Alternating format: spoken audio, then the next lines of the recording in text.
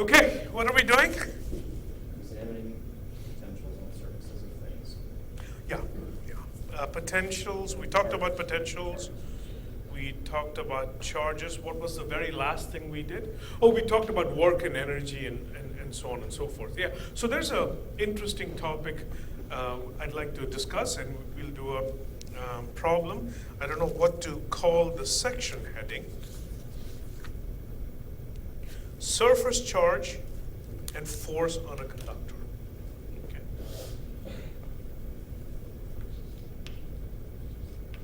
And this is directly from Griffith's surface charge and force on a conductor.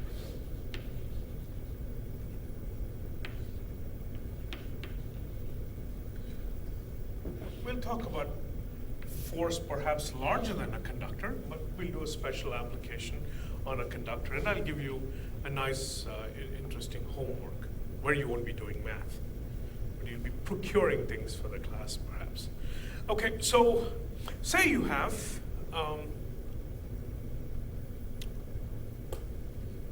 any surface with some sigma on it.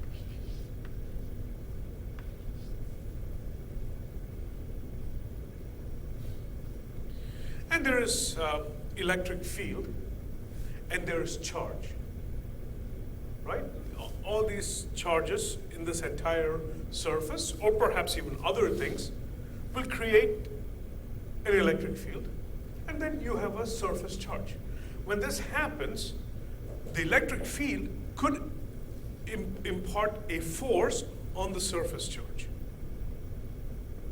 Okay, so we'll look at any portion, small portion, and see what's the force felt on this small region. To find out the force on this small region, Griffith used, first of all, let me use magnitude. Let me write the magnitude of the force, but Griffith uses a small force, little f. Little f is actually the force per unit area. It is sigma times E. It's probably in some direction. Well, I could make it direction. So this is force per unit area. If it's because to get the entire force, you have to integrate over the charge. Yeah? So, force per unit area. But the question here is, if you have a charged surface, we know the electric field is discontinuous. So, E is discontinuous.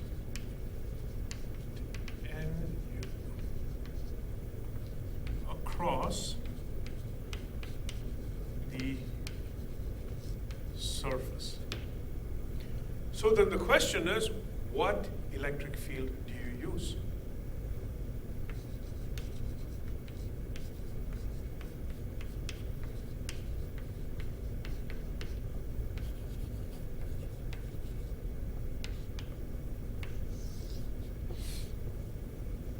So, and this is again where Griffith sort of excels in explanation.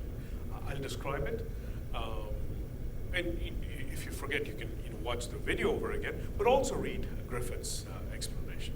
So the electric field over here, okay, is produced by two types of electric fields. Okay, E. On the patch is given by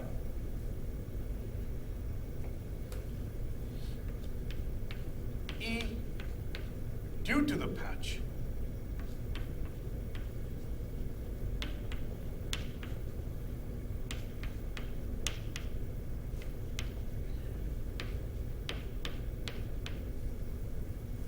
because that patch of charges itself will create. So suppose you have charges here. These charges will create its own electric field. That's what I mean, E due to the patch, and E other. What does that mean? The other charges. Now, E due to the patch, will it act on the patch? Can you impart a force on yourself if you're in free space? No more than you can sit and lift up your chair and lift your entire body up and the chair up. It's not going to happen. So the electric field you need to do is get the electric field due to the other. Okay. Which is the one that is discontinuous? Suppose I look at a charge over here. It creates an electric field over here. As you go through the surface, is that discontinuous? There's absolutely no need.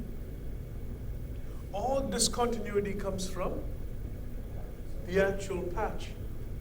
And we'll use that to get what we want. Yeah?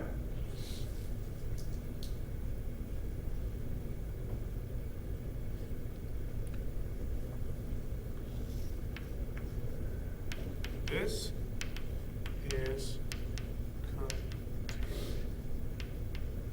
across. This is continuous across the patch. And further, this is the E we need. Again, you are not going to exert a force on yourself, argument. So, in general, you will have a blue E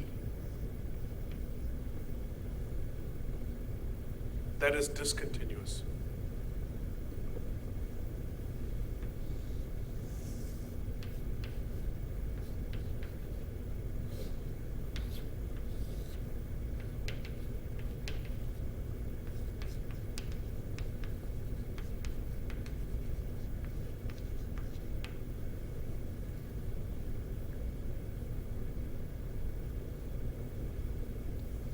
So E, I'm going to write it as above.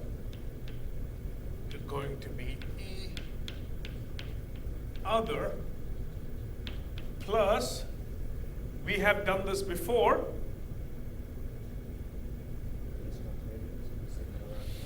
If this patch is small enough, and if you're a point particle and you approach the center of the patch, what will the patch look like to you? What's the shape of Earth? Roughly spherical. What does the Earth look like to you? Flat. So this is going to, if you're really up and close to it, this is going to look like a flat infinite plane. We know the electric field due to a flat infinite plane, it is sigma over 2 epsilon naught in the normal direction. Correct? And it's pointing that way if sigma is positive, and it points towards it if sigma is negative, but that's okay, that is coded in the fact that this n has a sigma outside of it. And E below equals E other minus sigma over 2 epsilon naught normal. Now, this is what we need. So it's very easy to find out what this is. I add this plus this, then this goes away. You have 2 times that. So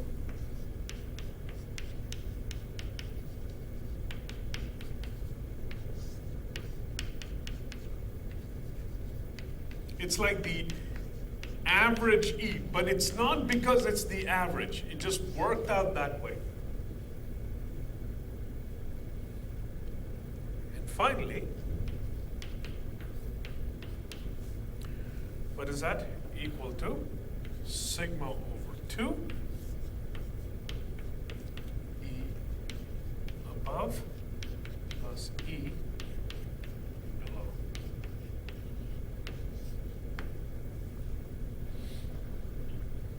Yeah? This will work for any surface. In particular, we can use this for conductors as well.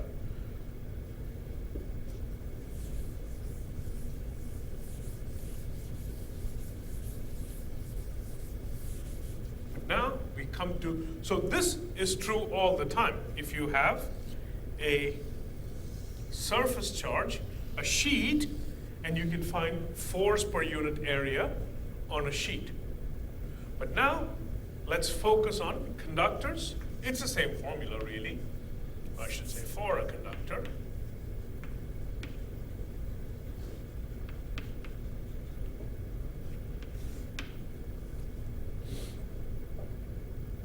There's a cheat. E below. What is the electric field inside a conductor? 0. Which implies what? E other is what we're looking for.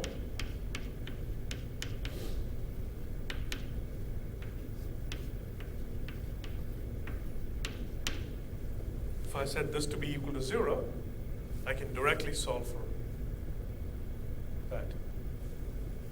And therefore, the force on a conductor, or force per unit area on a conductor, is sigma squared over 2 epsilon naught in the normal direction.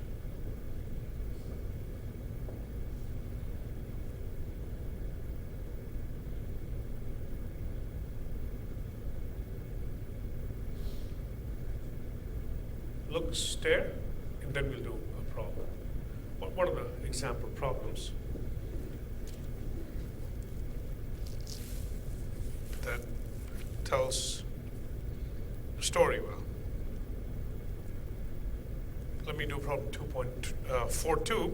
You have a metal sphere of radius r that carries a total charge q, and it says, what's the force of repulsion between the northern hemisphere and southern hemisphere?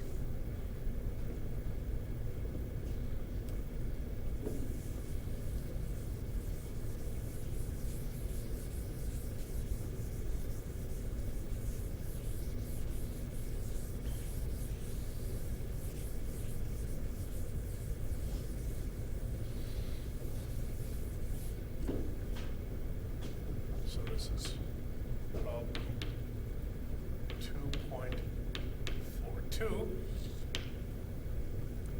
And this 42. Yep.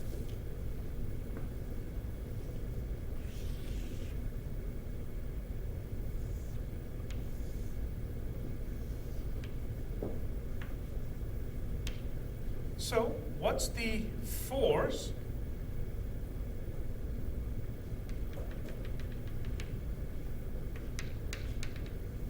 on the northern hemisphere due to the southern hemisphere? Okay, so on this part, so it's a conductor. It's a conductor with a total charge Q just dropped into it. So this guy has a total charge Q.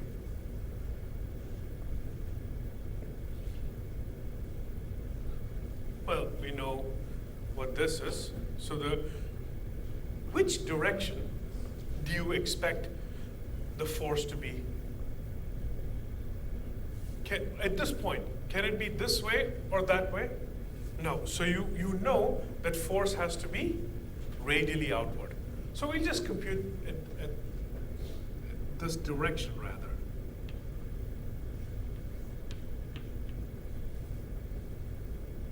So we don't need the entire force. We'll just compute the z component of the force. So I guess I can write this force is going to be some f of z in the z hat direction.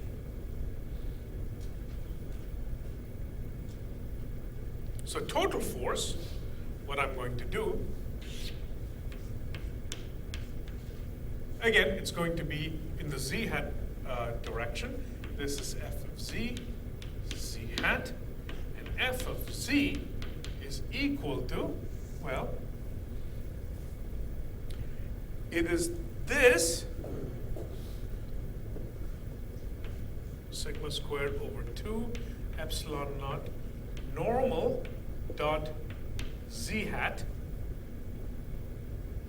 dA.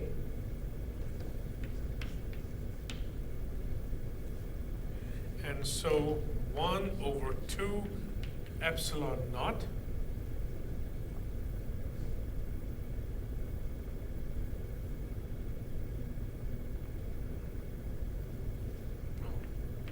sigma squared. This, at any point, if you have normal is this way, z hat is this way, this is the spherical angle theta, so this is nothing more than cosine theta.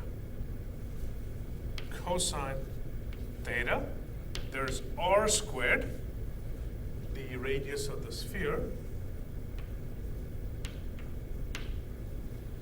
sine theta, d theta, d phi.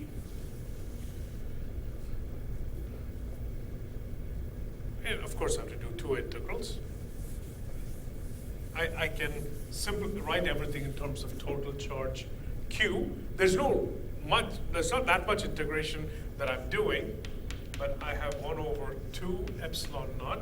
What is sigma? Q over 4 pi r squared.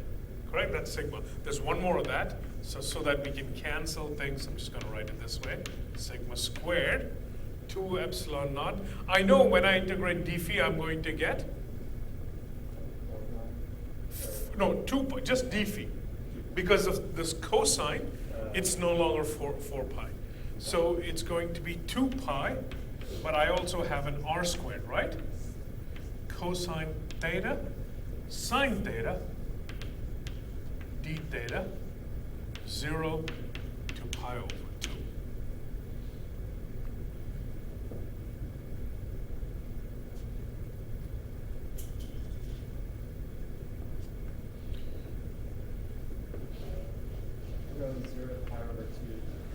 Because what's the force exerted by the southern hemisphere on the northern hemisphere? What's the force on the northern hemisphere?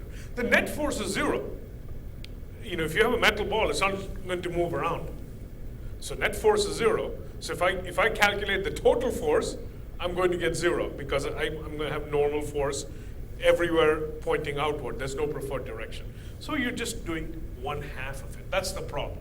What's the force on the northern hemisphere? Yeah. And that's why I shaded this area. We're only computing the force in this area. Gosh, help me do the math here. I can do, and I have 2 here. I have r squared gone. So I have q squared over how many? 4 2s are 8, 8 2s are 16 pi r squared epsilon naught. Is that correct?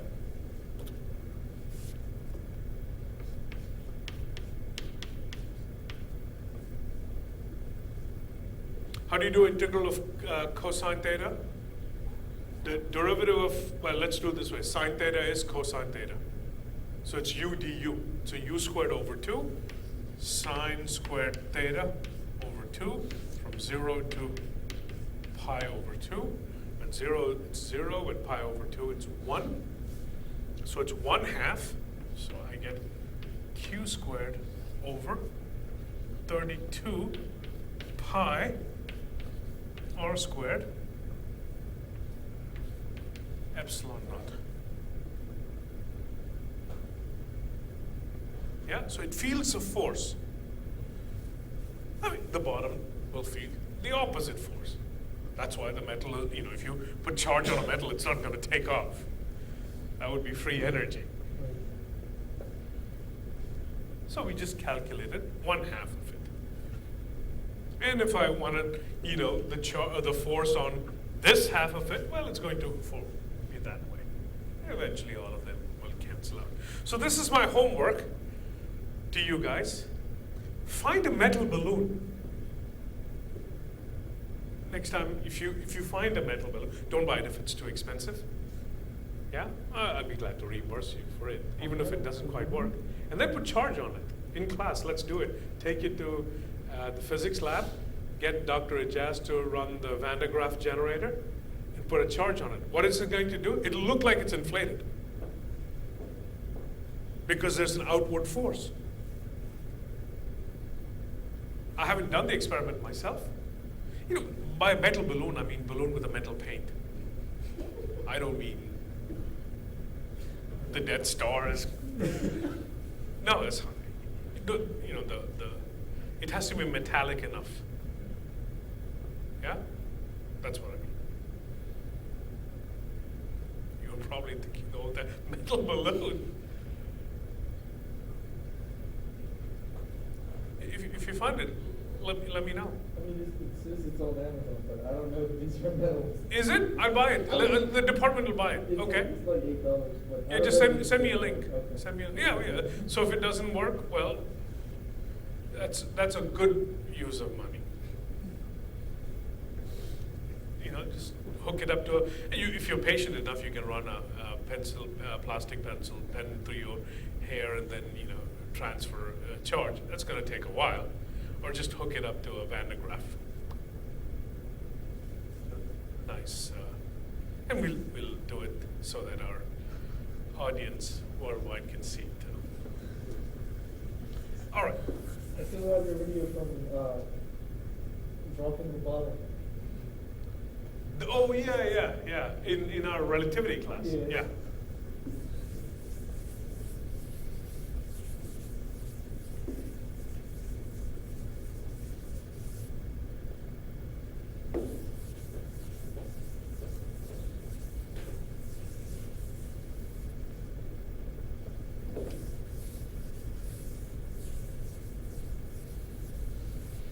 Okay, so now what I'm going to do is talk about capacitors. This is one topic that you see in freshman physics as well. I mean, all of these electric fields, you've seen it. But I think we're more ready for a discussion on capacitors here. Suppose you have two conductors.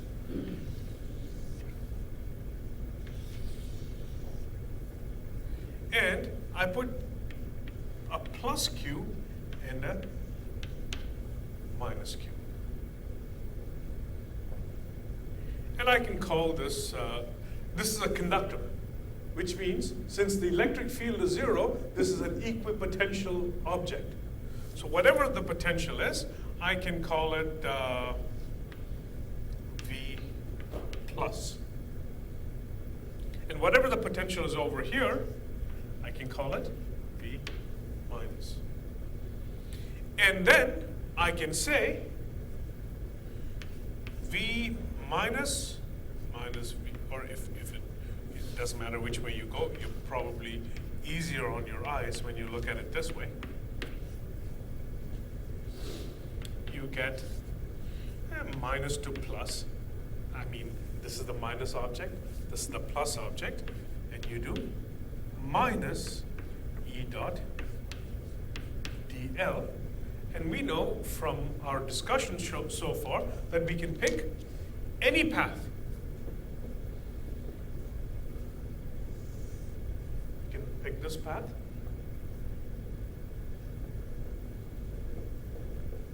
But it's much more, there's a greater freedom than we have discussed because these are equipotential surface.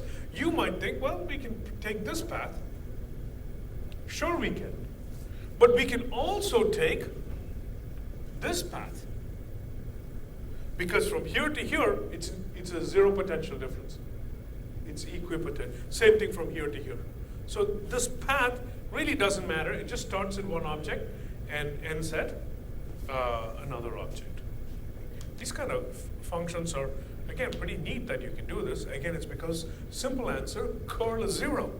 We're just integrating all over space, and it's path independent. It's pretty neat. Okay, the point here is, what's the expression for E?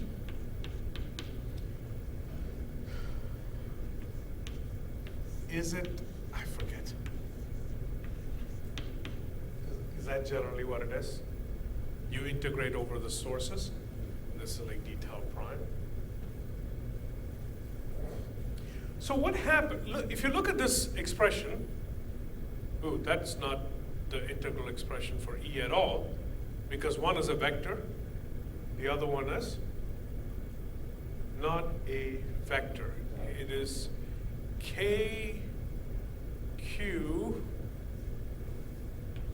r hat over r squared. Please check you.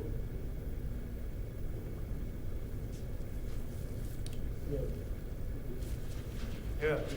So it's dangerous when we write down. So again, that's also a good lesson to learn. So how do you construct very quickly? We're not thinking this. We're thinking kq over r squared. K, q over r squared, and that's the direction. Yeah. It is good to be able to intuit it. And what you see is if I double the charge, density, what am I doing here? I'm doubling the electric field. If I double the electric field, what am I doing here? I'm doubling the potential difference. Yeah? So we see that potential difference is directly proportional to what? The magnitude of the charge. Yeah, charge density, but if you double the charge everywhere, the total charge also doubles. So I'm going to write it as directly proportional to plus Q. In the world of capacitors, we have a standard bad notation that we like so much. The potential difference, we only care about the magnitude. Yeah? So V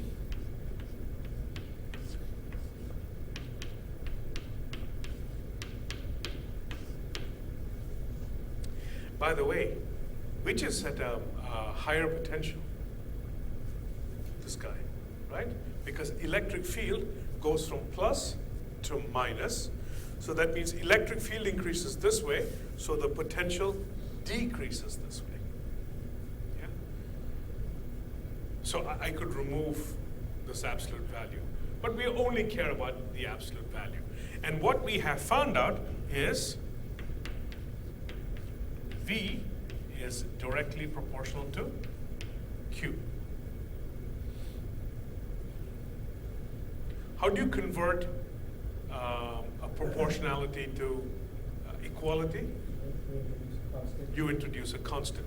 And I'm old enough to remember both the constant and a TV channel, and they agree. Remember the old QVC channel? No? Who's young enough to remember the Q? Yeah. Or old enough. Q, that's how, this is not how it is written. Yeah? But it's typically written as V equals Q over C. All I have done is introduced, in fact, I don't need to see this. It's just a mnemonic, how to remember it.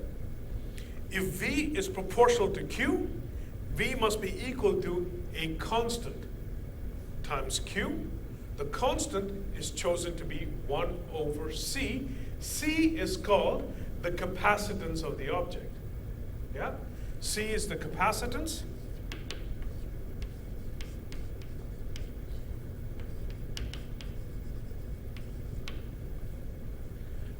unit for C, the SI unit, is what? It's going to be coulombs over, ooh, this is bad, right? So I'm going to write it out. C-O-U-L-O-U-M-B.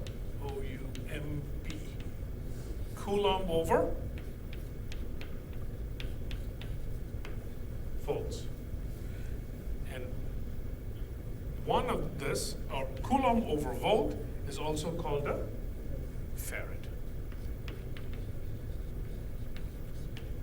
So you typically, not that in an upper level course like this, we're actually calculating farads. So, but you would measure capacitance in farads. Typically when you do your electricity labs, these are microfarads. If you have a 1 farad capacitor, that's a pretty high level of capacitance. You have played with this both experimentally, and you have looked at how to charge a capacitor in your freshman physics course. What remains, you may have seen an equation, you may have sort of understood an equation, but you may not have cranked it through. What is a capacitor used for? And that's the only remaining topic that we'll do a sample problem as well. What is it used for? It stores energies. Energy, not plural. It stores energy. So we would like to know how much energy is stored in a capacitor. And so why would we want a capacitor in a circuit? Remember, if you have a camera, and your phone camera, your battery does not hold so much. It cannot give off. It cannot charge. It cannot give a large amount of energy in a jolt. So what you do is when you press the button, initially maybe depending on, you could fine tune the capacitance and the resistance in the circuit, and you could charge a capacitor to say 90% in like a millisecond these days. In the older cameras, you have to hold it a little longer. You have to press it down for a second or two. What you're doing is charging a capacitor. The battery can slowly charge a capacitor, but now the capacitor holds a high amount of charge. And then you short it quickly, and then the light gives off in a camera. And you get a large amount of energy released very quickly, and then you get a bright flash. This is how a small battery can, have a lamp connected to it that gives a bright flash. So you can see it is important to store energy. So one of the things we will do is calculate how much energy is stored in a capacitor.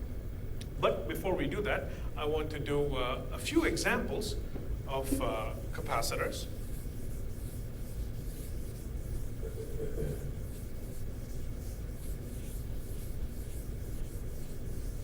The simplest capacitor is what? Parallel plate. Yeah, parallel plate capacitor.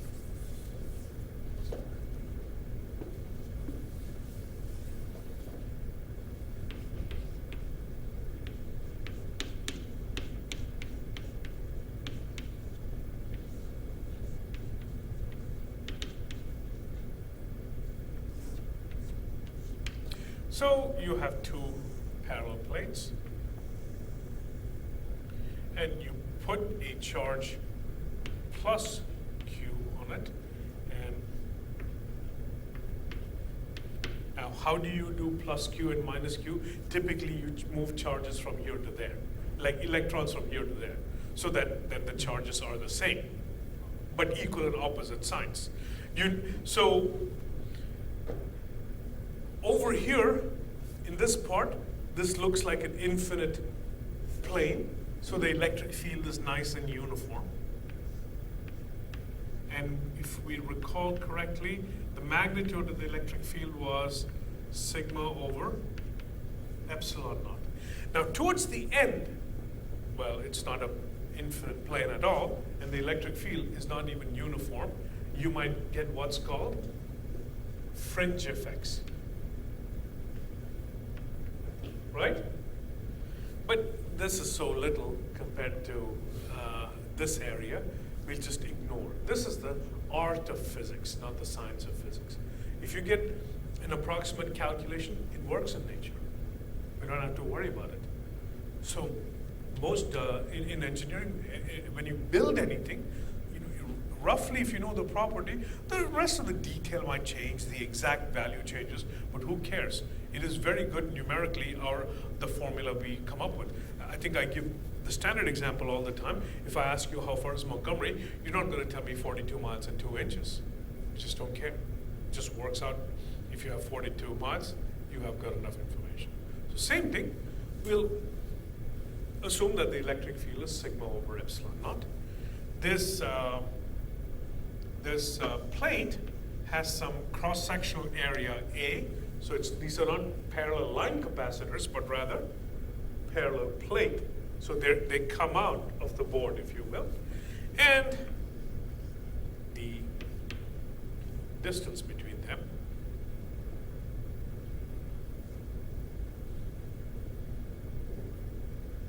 so absolute value, I don't even care anymore.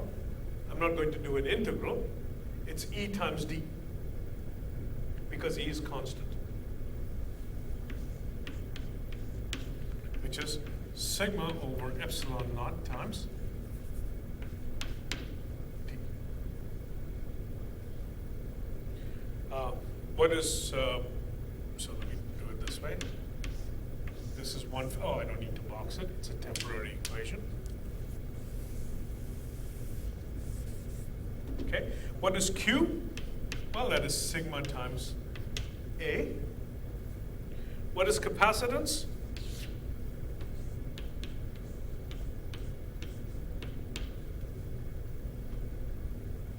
That's the definition of capacitance. Again, I remember it as Q equals Vc. So we get Q, which is sigma A, divided by V, which is sigma D over epsilon naught, so that we get the expression for the capacitance of a parallel plate capacitor. If you recall your freshman physics class, that's exactly what you found to be the capacitance of a parallel plate capacitor.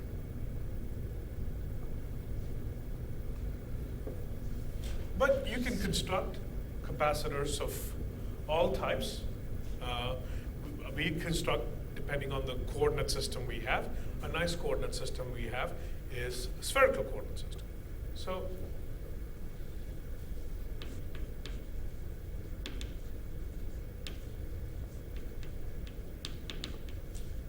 So we take, again, two conductors of inner radius A, and I put a charge Q on it. It's a shell. And then I take another conducting shell of radius B and put minus Q on it. And what we will do is find the capacitance. So, and what we'll do to get V is we'll integrate from here to here. Okay? So V at B minus V of A is going to be minus, and towards the end, I'm just going to take the absolute value, but let's just be consistent. A to B, R equals A to R equals B, KQ over R squared. Yeah? That is the electric field due to a. Why did I take the electric field between the shells to be just the electric field due to one shell? The contribution of the outside shell will be 0. Correct. Why is that? You're at all points. Gauss's law. No charge enclosed. It's only proportional to the charge enclosed. It has to be spherically symmetric. Yeah? It's pretty neat. If you have a conductor, we don't, a perfectly spherical conducting shell, we don't care what's outside of it. As long as spherical symmetry is maintained. dr. And that's equal to minus k q over r, k q. R squared becomes what? Minus 1 over r, going from A to B. That is kq 1 over B minus 1 over A.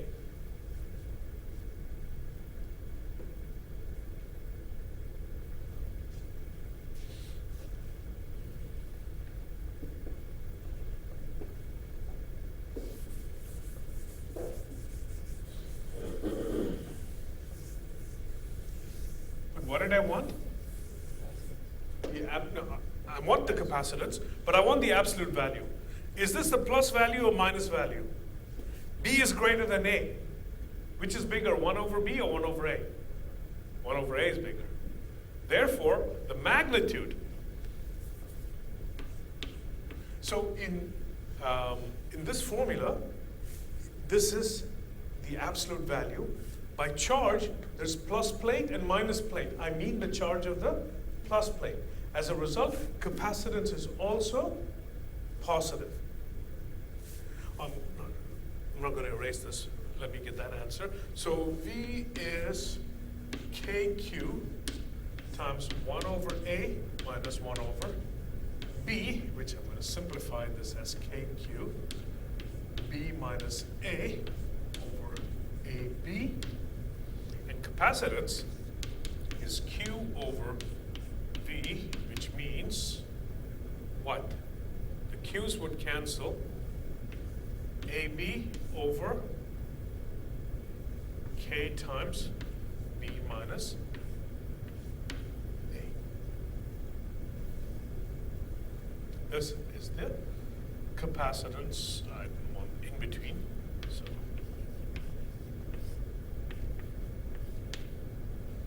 K has the epsilon naught.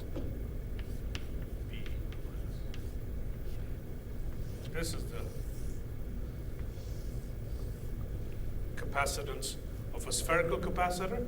This is the capacitance of a parallel plate capacitor.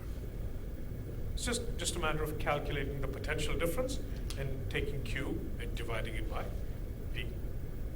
No matter, so a good homework question / exam question would be not spherical, not Cartesian, cylindrical. You have a coax cable, plus charge, minus charge. Same thing applies. The electric field depends by Gauss's law only due to the electric field of the inner cylinder. But as we conclude, what do you notice about the capacitance?